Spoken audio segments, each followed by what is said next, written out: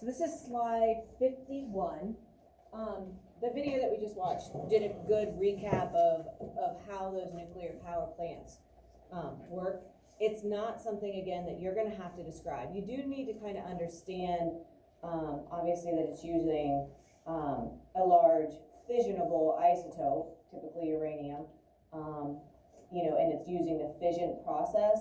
But really, like the actual, I'm not going to ask you questions like how, to describe how the power plant's working.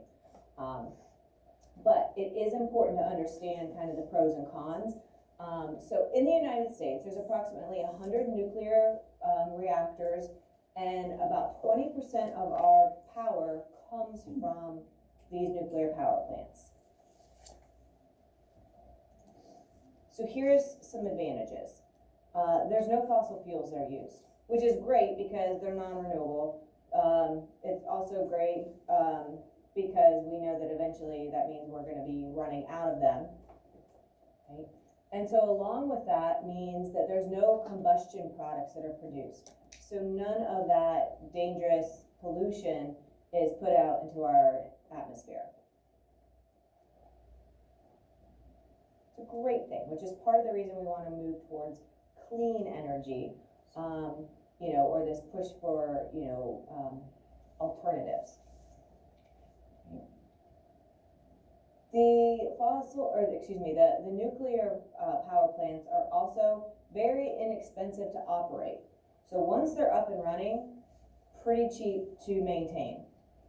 Here's some disadvantages. They're actually really expensive to build, so you have a lot of that upfront cost. And there is a limited supply of this fissionable uranium-235.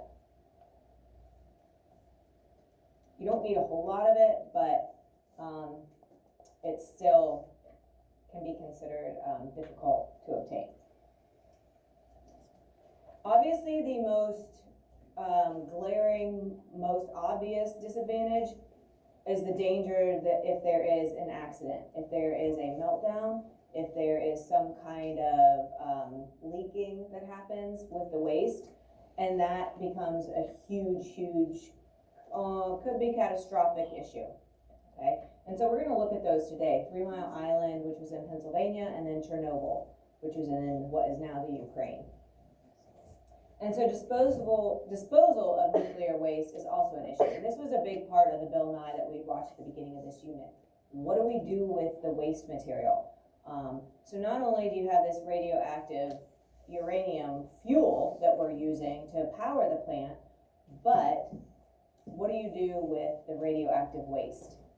Okay, and so if we could solve these, not even so much the cost, but if we could solve these issues, then we make this a huge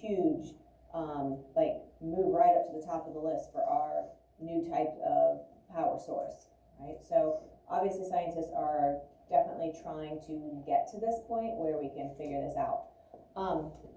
So we're going to look at 2 examples. One is here in the United States, which is 3 Mile Island, and the video kind of explains. They're going to show a lot of real life footage. It was from 1970 something. So you're going to see, this is a real thing. And so kind of put yourself in that situation. If they would come on the news and say, hey, there's a possible meltdown, at this nuclear power plant. Imagine how you would feel if you were in that area. Or let's say they're talking about building a nuclear power plant here in Morrow County. How would that make you feel? Would you be concerned? Would you be okay with that? So kind of put yourself into that real life situation. The other video that we're going to watch is over Chernobyl. Chernobyl is obviously what is now the Ukraine, but at the time it was Russia. It was under Mikhail Gorbachev. And in the 80s, you may or may not know this yet, but in the 80s it was called the Cold War. It was basically us against Russia. Obviously, we are for democracy, and they were for communism. And so each country wanted to always look really good in front of the other. They always wanted to kind of one up each other. In the Olympics, it was always who watched Rocky IV, It was for real. Like, that is how the Americans and the Russians, they really, really, really did not like each other at all. There was this competition, not only in sports, but in development, in, trying to, outdo each other in every aspect of everything.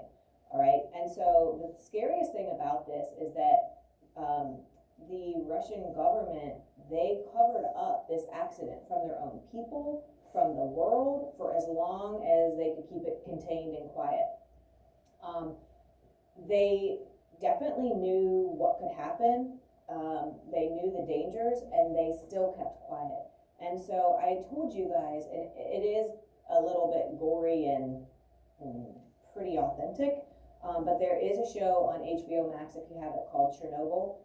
It is very, very good. It's a little mini series. I think maybe there's like 5 episodes. If you would happen to have HBO Max, and after you watch this video, if it's something that you're interested in, I would recommend watching it. It's very accurate. The science is really good. It doesn't go crazy all Hollywood and embellish a bunch.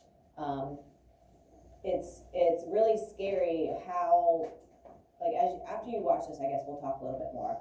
Let's look at the 3 Mile Island one first.